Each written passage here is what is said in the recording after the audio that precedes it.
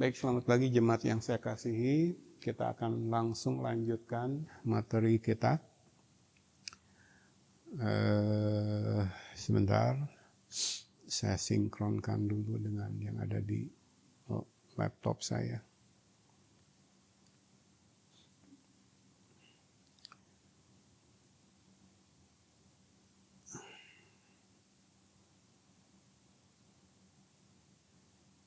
Baik, kemarin kita sudah membahas tentang,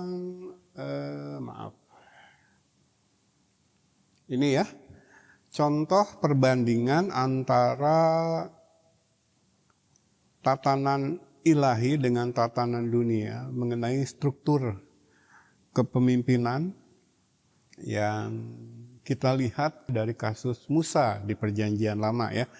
Jadi kita sudah bahas ini kemarin. Ada struktur kepemimpinan atas saran Yetro, ini di Keluaran 18, 17 sampai 23. Lalu Allah mengoreksi itu dalam perjalanan progres. Allah mewahyukan apa yang menjadi kehendaknya. Sebagaimana pewahyuan firman itu bersifat progres ya, tidak sekaligus. Kita tahu apa yang menjadi isi kitab suci ini merupakan sejarah, catatan sejarah dari Allah, perjalanan alam semesta ini dari kejadian sampai kitab Wahyu. Itu span waktunya, jangka waktunya itu ribuan tahun. Jadi Allah menyatakan firman-Nya, sabdanya, kehendaknya, itu yang kita sebut pewahyuan atau revelation, itu progresif, gitu kan? Demikian juga penyingkapan, pembukaan kita, umat Tuhan, gereja Tuhan yang sudah dilahirkan kembali dan memiliki Roh Kudus, mampu melihat ini. Nah, dalam kita mempelajari isi firman ini pun bersifat progres. Jadi tadi revelation atau pewahyuan bersifat progresif. Maka penyingkapan atau illumination, Roh Kudus bekerja, memberikan pencerahan, pembukaan rasa kebenaran pun progresif, gitu kan. Nah, kita lihat dalam perkembangan kepemimpinan yang diterapkan, yang dilaksanakan oleh bangsa Israel di bawah pimpinan Musa, Allah menyatakan kehendaknya progresif, gitu ya. Kita lihat. Jadi dari struktur kepemimpinan atas saran Yetro yang berbentuk piramid sampai kepada tatanan sesuai firman Allah, di mana peran Roh Kudus menjadi hal yang krusial, gitu ya. Kita lihat progres ini begitu jelas. Jadi teksnya sudah kita baca minggu lalu kita simpulkan dalam poin-poinnya sesuai konteksnya, gitu ya. Nah, yang ingin saya ajak jemaat adalah mempelajari ini lebih dalam. Kita akan gali fakta-fakta, catatan atau informasi yang ada dalam Alkitab untuk melengkapi penyingkapan rahasia kebenaran ini lebih lengkap gitu. Jadi kita tatanan dulu sebelum ke 3 aspek kepemimpinan yang diteladankan atau dicontohkan Yesus, yaitu sangkal diri, pikul salib, lalu melayani dalam kerendahan hati, lalu mengajar ya. 3 aspek yang akan kita lihat. Seorang pemimpin dalam iman Kristen yang benar itu harusnya seperti apa. Tapi sebelum masuk ke situ, kita pelajari dulu tatanan ya, ilahi dari bangsa pilihannya. Nah, kita ambil contoh dari kasus yang dialami Musa ya, pergantian atau peningkatan dari struktur kepemimpinan piramid sebagai saran dari mertua Musa, Yetro, ke tatanan sesuai firman Allah, di mana Allah di pusat, ya, ada Roh Kudus yang bekerja di sana. Nah, kita sudah baca ini, kita coba dalami lebih dalam lagi. Kan kalau kita lihat yang disarankan oleh Yetro itu kan baik. Saya katakan kemarin salahnya di mana, gitu. Nih. Yetro berkata kepada Musa di Keluaran 18 ayat 21, di samping itu kau carilah dari seluruh bangsa itu orang-orang yang cakap dan takut akan Allah, orang-orang yang dapat dipercaya dan yang benci kepada pengejaran suap, ya, anti korupsi. Kalau dalam bahasa modern mungkin kita bilang kompetensi dan kejujuran, begitu ya? Salahnya di mana? Nggak salah. Maka yang disarankan oleh Yetro kepada Musa adalah sistem peradilan yang efisien, gitu. Musa berbagi delegasi sehingga kelelahan yang tadinya ditanggung oleh Musa sendirian sekarang ditanggung bersama dengan para pemimpin berapa? 1.000, para pemimpin 100, para pemimpin 50 dan para pemimpin 10, ya. Tidak ada yang salah dengan ini.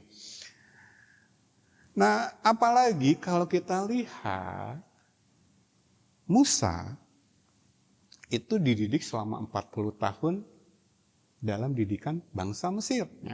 Kisah Rasul 7 dan Ibrani 11 menuliskan ini dalam perjanjian baru. Ini informasi, fakta tentang pribadi Musa. Coba ya. Kisah 7 ayat 22 berkata, dan Musa dididik dalam segala hikmat orang Mesir, dan ia berkuasa dalam perkataan dan perbuatannya. Musa dibuang karena saat itu setiap bayi yang lahir dari bangsa Israel yang ada di Goshen, ini saat perbudakan di Mesir, diperintahkan oleh Firaun untuk dibunuh, ya. Jadi bangsa Israel yang datang ke Mesir di bawah pimpinan Yusuf sebagai pahlawan karena menyelamatkan negeri itu dari kelaparan besar. Kita ingat kisah tentang Yusuf, ya. Tapi setelah berlalu sekian lama, setelah raja-raja Mesir yang kenal dengan Yusuf mati satu persatu, maka raja yang muncul kemudian nih, melihat bangsa Ibrani yang ada di Goshen ini berkembang biak, melahirkan, gitu kan, beranak cucu makin pesat. Kurang lebih pikiran Firaun seperti itu. Maka keluarlah perintah untuk membunuh setiap bayi yang lahir, ya. Setelah ditindas demikian dengan kerja paksa, itu tetap aja mereka beranak cucu, gitu kan, jumlahnya, gitu. Padahal luar biasa kan, membangun bangunan-bangunan Mesir yang kita lihat begitu megah sekarang. Jadi Musa dipungut menjadi anak oleh putri Mesir saat itu. Dia masuk ke dalam keluarga kerajaan, dan Mesir terkenal dengan budaya yang tinggi, ya. Kita belajar dalam pelajaran sejarah waktu SMA dulu. Zaman itu Mesopotamia, Mesir itu merupakan kerajaan-kerajaan yang dikenal dengan budayanya tinggi, gitu. Pendidikannya pastilah luar biasa. Apalagi Musa dipungut menjadi anak raja, kan? Maka kisah 7 ayat 22 berkata Musa dididik dalam segala hikmat orang Mesir. Jadi sebagai keluarga kerajaan, kesempatan Musa untuk menggali ilmu, skill dalam hal apapun di satu negeri yang peradabannya tinggi saat itu, Mesir, terbuka. Dan Musa, saya pikir dengan kapasitas seperti Musa, dia akan belajar banyak. Maka dikatakan oleh Alkitab sendiri sebagai ia berkuasa dalam perkataan dan perbuatan. Enggak cuma teori. Jadi kepemimpinan sudah dia praktekan, ya. Tetapi ingat, Mesir itu gaya kepemimpinannya otoriter. Apa kata raja? Laksanakan. Jadi raja memerintahkan bunuh semua bayi yang lahir dari kaum Ibrani di Goshen. Dilaksanakan. Jadi kita lihat Musa mengawali karir kepemimpinannya dalam sistem atau tatanan kepemimpinan Mesir, gitu kan, yang otoriter itu. Katakanlah ini titik awal Musa dididik Allah dalam hal kepemimpinan, kan? 40 tahun genap sesuai rencana Allah Musa di Mesir. Ibrani 11 ayat 24 berkata demikian. Karena iman, maka Musa setelah dewasa menolak disebut anak putri Firaun Karena ia lebih suka menderita sengsara dengan umat Allah daripada untuk sementara menikmati kesenangan dari dosa.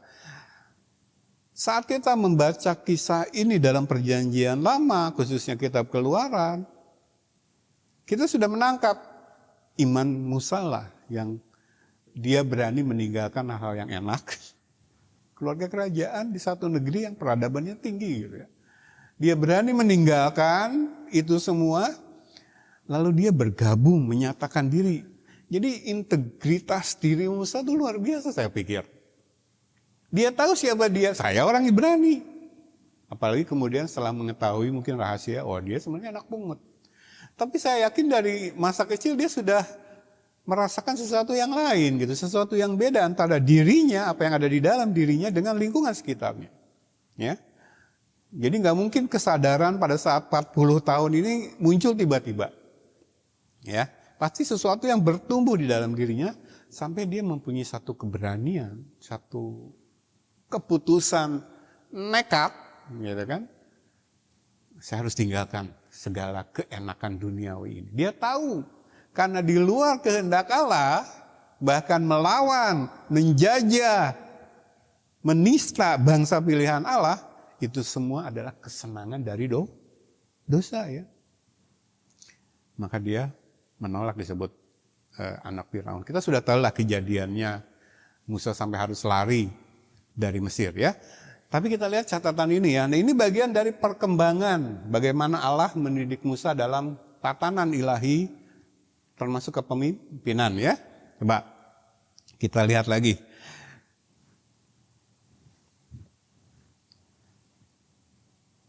Nah, dikatakan di fakta yang kedua ini, di kotak yang bagian tengah, Musa dididik dalam segala hikmat orang Mesir. Seperti saya katakan, kalau Alkitab saja firman yang dari Allah mencatat Mesir sebagai sesuatu yang harus dicatat, karena budaya dan peradabannya dalam pandangan manusia jauh di atas rata-rata bangsa-bangsa lain. Tetapi kalau kita lihat fakta di perjanjian lama sendiri, kita buka 1 Raja-Raja 4 ayat 29 dan 30, di sana dicatat demikian. Ini tentang hikmat yang Allah berikan kepada Salomo. Bagaimana sih hikmat ilahi dalam catatan Alkitab sendiri dibandingkan dengan hikmat bangsa Mesir yang dalam pemandangan manusia, wow, di atas rata-rata, tinggi gitu kan. Kita baca ya, 1 Raja-Raja 4 ayat 29 dan 30. Dan Allah memberikan kepada Salomo hikmat dan pengertian yang amat besar, serta akal yang luas seperti dataran pasir di tepi laut. Sehingga hikmat Salomo melebihi hikmat segala Bani Timur dan melebihi segala hikmat orang Mesir. Jadi setinggi apapun peradaban manusia, waduh, kalau kita tarik ke zaman sekarang, sains, ilmu pengetahuan begitu maju dengan teknologi yang dihasilkan begitu luar biasa katanya. AI sekarang menguasai kehidupan manusia. Segala ada versi AI-nya. Sehingga anak kami kalau nonton video di YouTube, nangkep ada sesuatu yang aneh lalu bertanya kepada papa atau mamanya, "Daddy, Mami, is this AI?" Dia sudah mulai timbul kecurigaan gitu. Waduh, begitu realistis. Walaupun saya masih lihat video-video yang dihasilkan oleh AI ini masih banyak kelemahannya gitu. Tapi ke depan, 5 tahun 10 ke depan, ya AI luar biasa. Nanti kita ada bahasan sendiri tentang AI. Tapi sekali lagi, peradaban manusia, budaya manusia, dalam pandangan manusia setinggi apapun, di zaman ini Mesir termasuk yang tertinggi. Tetapi Alkitab sendiri mencatat bahwa hikmat ilahi melebihi dari segala hikmat. Di sini ditulis Bani Timur ya. Jadi bangsa-bangsa di Mesopotamia itu terkenal memang peradabannya tinggi. Jadi di Bani Timur, lalu hikmat orang Mesir. Jadi kita lihat dari fakta ini Allah telah menyatakan, oh Musa dididik dalam segala hikmat orang Mesir. Tetapi Yang Allah rindukan adalah hikmat Dia yang ada dalam diri kita. Pengetahuan tentang kebenaran yang dari Allah.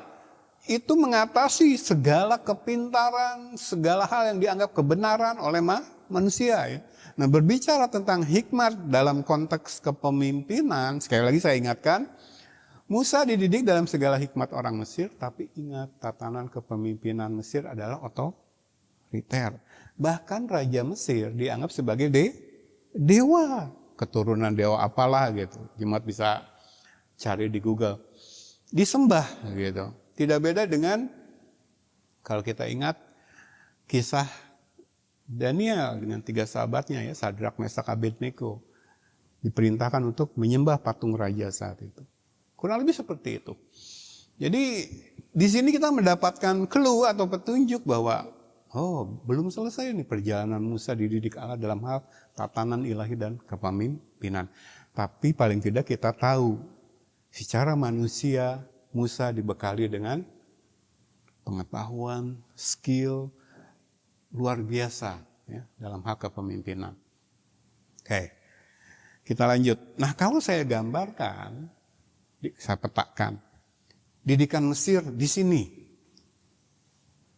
Jangan pertanyakan lagi Mesir, kita sudah belajar dalam sejarah waktu kita sekolah. Kita pelajari secara khusus budaya Mesir itu. Karena dalam catatan sejarah manusia pun termasuk peradaban yang tinggi. Gitu.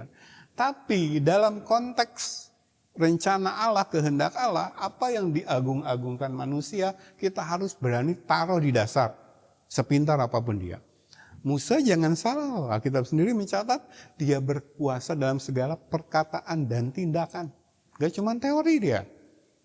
Ya, jadi dia benar-benar menimba ilmu, teori dan praktek selama 40 tahun menjadi anggota kerajaan Mesir itu luar biasa. Tapi ingat 40 tahun kemudian Allah mendidik dia tentang kerendahan hati. Dia menggembalakan domba 40 tahun dalam masa waktu yang sama dengan dia ditinggikan sebagai anggota keluarga Mesir. Jadi lihat ya, proses Allah merendahkan itu supaya pride, ego digerus. Dalam rencana Allah akan mengangkat Musa menjadi orang tertinggi, memimpin bangsanya keluar dari Mesir menuju tanah perjanjian. Ya. Jadi kita tempatkan segala hikmat orang Mesir di dasar. Ya. Nah, dalam perjalanan kemudian datanglah Yetro mengunjungi Musa karena Yetro mendengar kabar, wah bangsa Israel di bawah pimpinan Musa, Allah bekerja membebaskan mereka dari perbudakan lalu membawa mereka ke padang gurun.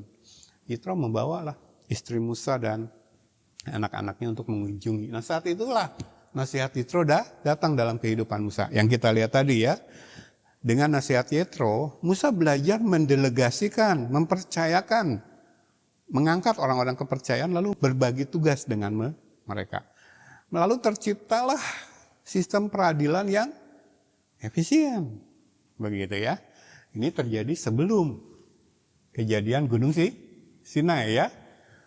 Lalu terjadilah Allah menampakkan diri kepada Musa. Musa diundang naik ke puncak Gunung Sinai. Berpuasa 40 hari 40 malam. Lalu memandang Allah. Lalu firman turun kepadanya. Ya, hukum-hukum Allah turun di Gunung Sinai. Yang kita sebut dengan pola sorgawi. Ya. Musa mendapatkan itu, sekarang bangsa Israel memiliki hukum tertulis. Karena perintah Allah kepada Musa untuk menuliskan hukum-hukumnya supaya kemudian bisa diajarkan kepada bangsa Israel. Lalu lewat hukum-hukum yang telah turun, pola sorgawi ini, Musa kemudian mendirikan tabernakel ya, kemah Musa. Ya. Mengikuti pola sorgawi Musa mendirikan kemah Musa. Ya, dikatakan Musa mendirikan tabernakel menurut apa yang Tuhan firmankan di atas gunung. Jadi Musa tunduk taat sepenuhnya kepada firman Tuhan. Tetapi dalam hal kepemimpinan dan tatanan ilahi, Musa masih melaksanakan Nasihat Yetro. Sampai saatnya Musa dihadapkan kepada realitas bahwa bangsa yang dipimpinnya adalah bangsa daging, carnal nation. Walaupun Allah sudah mengangkat mereka menjadi bangsa pilihan, umat pilihan, tetapi mereka belum diubahkan hidupnya. Orientasinya masih duniawi. Sehingga yang keluar dari mulut mereka adalah persungutan, rengekan. Minta ini, minta itu. Kurang air, marah-marah, gitu kan. Apalagi perkataannya itu, waduh, menghina Allah. Kita kembali saja ke Mesir. Nah, menghadapi bangsa yang demikian,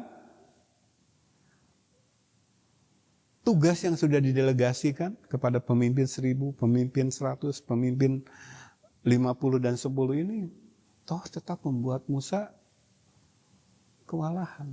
Sampai akhirnya dia berkata, bunuh saja aku Tuhan. Lalu Tuhan memberikan solusi dan kita melihat turunlah tatanan dan kepemimpinan sesuai firman Allah. Polanya sebenarnya sudah turun di atas Gunung Sinai.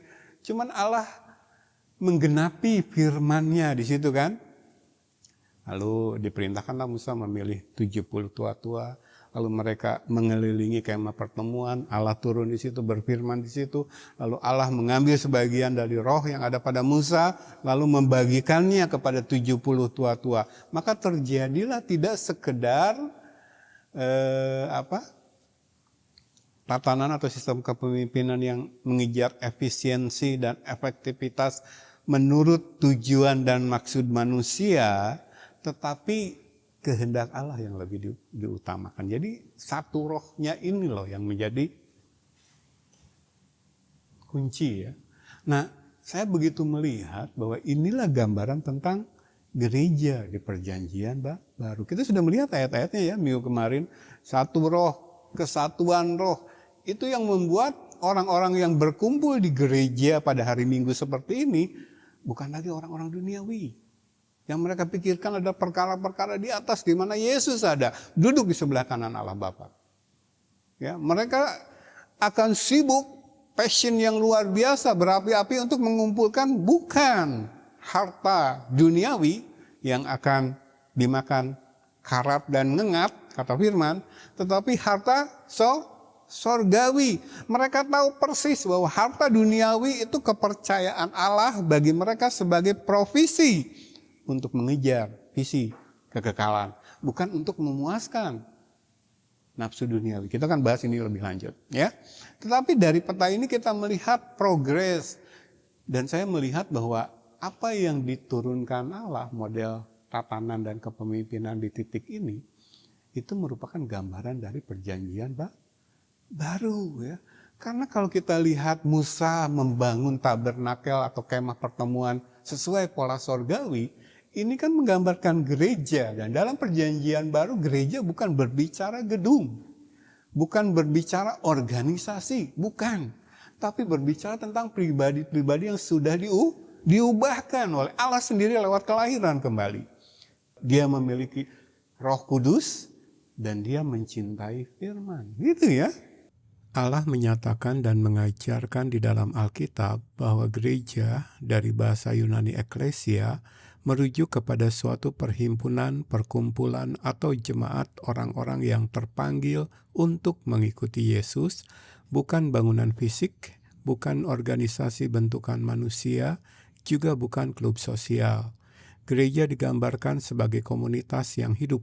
Tubuh Kristus sebuah keluarga dan bait suci yang terbuat dari batu-batu hidup. Berikut adalah beberapa ayat kunci. 1. Gereja sebagai batu-batu hidup, orang-orang, bukan arsitektur. 1 Petrus 2 ayat 4 dan 5. Dan datanglah kepadanya batu yang hidup itu, yang memang dibuang oleh manusia, tetapi yang dipilih dan dihormat di hadirat Allah. Dan biarlah kamu juga dipergunakan sebagai batu hidup untuk pembangunan suatu rumah rohani, bagi suatu imamat kudus, untuk mempersembahkan persembahan rohani yang karena Yesus Kristus berkenan kepada Allah. Efesus 2 ayat 19-22. Demikianlah kamu bukan lagi orang asing dan pendatang, melainkan kawan sewarga dari orang-orang kudus dan anggota-anggota keluarga Allah yang dibangun di atas dasar para rasul dan para nabi dengan Kristus Yesus sebagai batu pencuru. Di dalam Dia tumbuh seluruh bangunan, rapi tersusun menjadi bait Allah yang kudus di dalam Tuhan. Di dalam Dia kamu juga turut dibangunkan menjadi tempat kediaman Allah di dalam Roh. 2. Gereja sebagai tubuh Kristus. 1 Korintus 12 ayat 27. Kamu semua adalah tubuh Kristus dan kamu masing-masing adalah anggotanya. Roma 12 ayat 4 dan 5. Sebab sama seperti pada satu tubuh kita mempunyai banyak anggota, tetapi tidak semua anggota itu mempunyai tugas yang sama, demikian juga kita. Walaupun banyak, adalah satu tubuh di dalam Kristus, tetapi kita masing-masing adalah anggota yang seorang terhadap yang lain. 3. Allah tidak tinggal dalam bangunan buatan manusia. Kisah 7 ayat 48 sampai 50. Tetapi yang Maha Tinggi tidak diam di dalam apa yang dibuat oleh tangan manusia, seperti yang dikatakan oleh Nabi. Langit adalah tahtaku, dan bumi adalah tumpuan kakiku.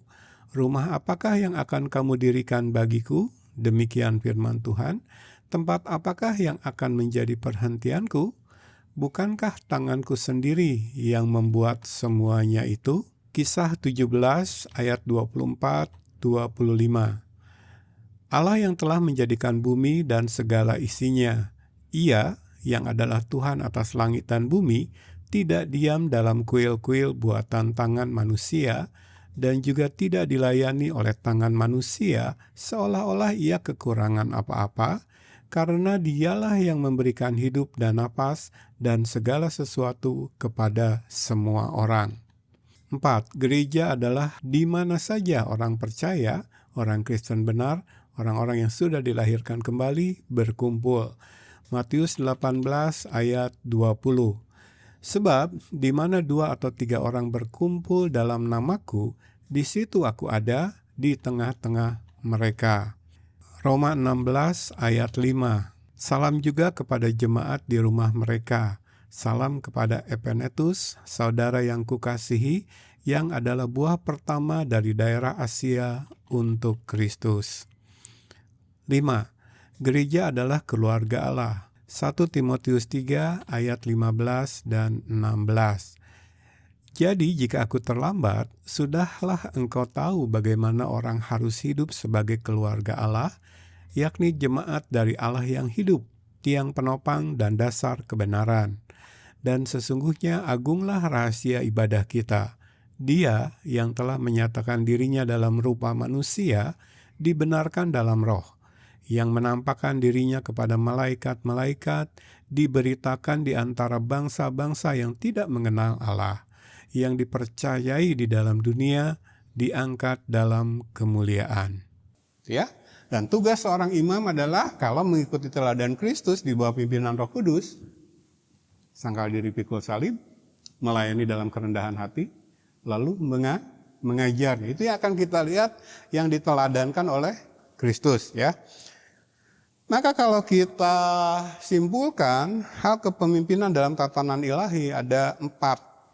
Koreksi ya, ini angka 4. Yang pertama adalah keberadaan Roh Kudus. Kedua, ketundukan kepada firman Allah. Ikuti dan terapkan pola sorgawi. Jangan melenceng sedikit pun, sebagaimana Musa mendirikan tabernakel. 3, kemampuan melihat yang rohani. Musa dalam segala kelimpahan sebagai anggota keluarga Mesir bisa melihat yang rohani. Kita balik sedikit ya ke slide yang tadi. Konteksnya bisa jemaat lihat sekarang. Nih, saya kasih tanda sengaja ini. Ibrani katakan karena iman Musa meninggalkan segala kelimpahan duniawi. Di luar kehendak Allah itu adalah dosa. Walaupun dia dapatkan semua secara halal. Dia tidak mencuri, dia tidak korupsi, dia dipungut anak oleh putri Firaun. Tapi dia tahu di luar kehendak Allah, di luar kebenaran, apalagi menindas bangsa pilihan Allah, itu semua kesenangan dalam dosa. Jadi karena iman, Musa bisa melihat yang rohani, gitu kan. Allah memberikan kepada Salomo hikmat. Jadi coba bayangkan, kejadian Salomo itu kan belum terjadi saat Musa. Tapi Musa dan Salomo melihat yang sama gitu. Walaupun Musa dididik dalam segala hikmat orang Mesir, tetapi Musa melihat sesuatu yang dia kejar yang lebih dari itu. Hikmat Allah. Ya. Jadi kita ingat perkataan Abraham. Abraham itu kan, kisah tentang Abraham itu kan di tangan nabi-nabi palsu, kalangan Pantekosta karismatik.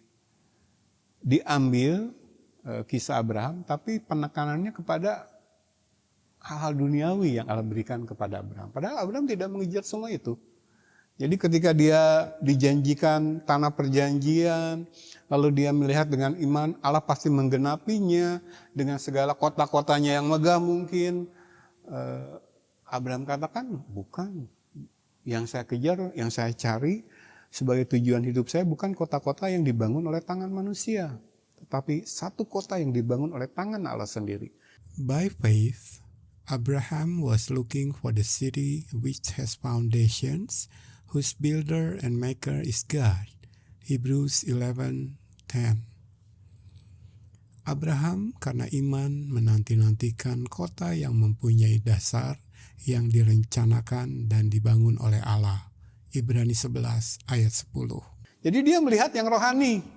Yerusalem baru. Demikian pula Musa, walaupun dia sudah dibekali dengan hikmat segala orang Mesir, dia bisa melihat satu hikmat yang lebih dari itu semua, yang rohani. Ya.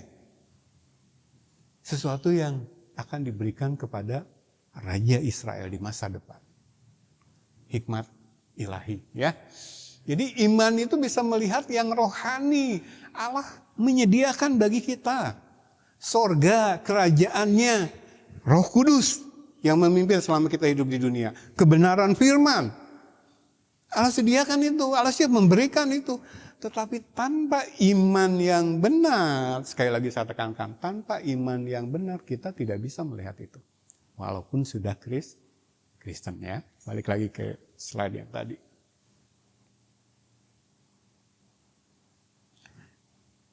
Jadi keberadaan Roh Kudus dalam hidup orang-orang pilihan Allah memampukan dia melihat yang rohani.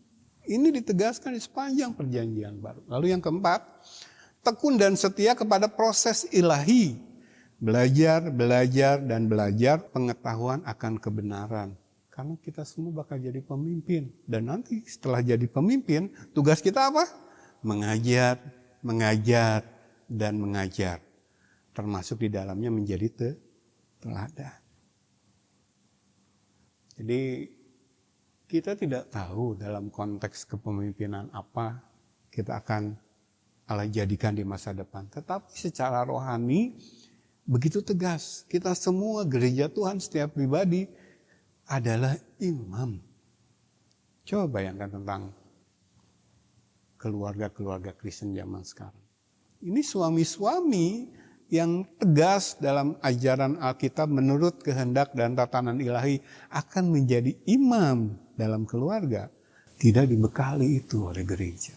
Mengapa? Karena gembala yang memimpin gereja itu pun sebenarnya tidak layak menjadi imam. Karena kalau semua ada dalam tatanan ilahi, semua sadar akan estafet yang harus dia lakukan. Saya sebagai gembala, saya tahu setiap pria yang ikut ibadah di tempat ini, setiap jemaat pria yang masuk dalam perhimpunan di tempat ini harus saya didik bahwa satu saat kamu akan menjadi imam dalam keluarga ketika kamu memutuskan untuk menikah. Saya harus mengajarkan itu, tatanan ilahi itu. Nah, ketika saya katakan mengajarkan, termasuk di dalamnya memberikan teladan. Makanya kalau kita lihat, persyaratan untuk menjadi gembala dalam perjanjian baru, baik yang ditulis oleh Titus maupun Timotius, di sana tegas kok, sama persis poinnya dituliskan, suami dari satu istri. Makanya kalau seorang gembala tidak bisa mengatur keluarganya sendiri sebagai laki-laki, sebagai suami, dikatakan dalam persyaratan menjadi gembala itu tidak layak menjadi gembala. Begitu ya? Jadi jemaat melihat kaitannya gitu. Ini tatanan ilahi, kehendak Allah gitu. Mau-maunya Allah. Ya. Nah, sebagai persiapan kita menuju ke sana, sekali lagi semua akan jadi imam. Istri akan jadi imam, perempuan akan jadi imam. Walaupun dalam keluarga ketika memutuskan untuk menikah tunduk kepada suami sebagai bentuk ketundukan kepada tatanan ilahi, tetapi dia akan memimpin dirinya sendiri dalam tunduk kepada suami dan tatanan ilahi. Juga kalau keluarga ini dikaruniai anak. Nangkep ya? Pasti ada kesempatan setiap pribadi menunjukkan kapasitas kepemimpinan atau keimamannya dalam rohani, dalam iman Kristen ya. Jadi ini tekun dan setia kepada proses ilahi. Jadi kalau saya kemana-mana berdiskusi tentang, Dani ini belajar aja dibikin rumit. Selalu ada buntutnya katanya, sehat dan sistematis. Padahal gereja kami sudah ada PA setiap hari Jumat. Masih aja dikritisi. Dani datang sehat sistematis. Ya itu bagian dari ketekunan dan kesetiaan kita, ketundukan kita kepada proses. Allah itu proses loh, nggak ada langsung jadi. Musa tadi proses kan, saya katakan progresif. Pewahyuan itu progresif, iluminasi, penyingkapan progresif. Karena Allah menghargai proses. Teladannya adalah Yesus. Jadi kalau saya katakan sehat sistematis, disitulah kita diuji ketekunan dan kesetiaan kita. Jadi saya sedih kalau ada orang Kristen yang lebih mengejar potongan khotbah 15 menit atau bahkan 5 menit atau bahkan 1 menit gitu kan. Jadi yang dia kejar khotbah 1 menitan terus. Yang dia kejar ketika berangkat ke gereja khotbah lompat-lompat. Minggu ini ngoceh tentang ini yang naik mimbar. Minggu depan ngoceh tentang ini gitu kan. Gak terbangun itu. Dia ketekunan dan kesetiaan kepada prosesnya itu gak ditunjukkan kepada Allah. Allah menuntut itu. Kita sudah belajar masuk pasal 25 kan. Allah akan mengajarkan. Tetapi kepada mereka yang memiliki kerendahan hati, ikut tatanan nilai. Ini akan lebih jauh kita bahas di poin yang ketiga nanti ya. Tentang mengajar. Tapi inilah rangkuman kurang lebih kepemimpinan dalam iman Kristen yang benar. Dan kita banyak belajar dari progres yang dijalani oleh Musa.